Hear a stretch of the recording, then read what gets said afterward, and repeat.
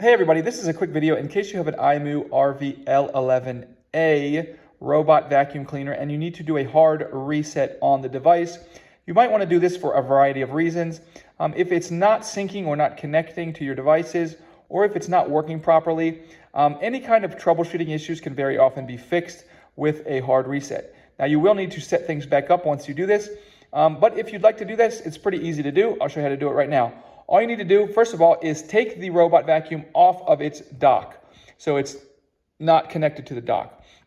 Once you do that, you're going to come in and you're going to press the home button and the power button simultaneously for 5 seconds.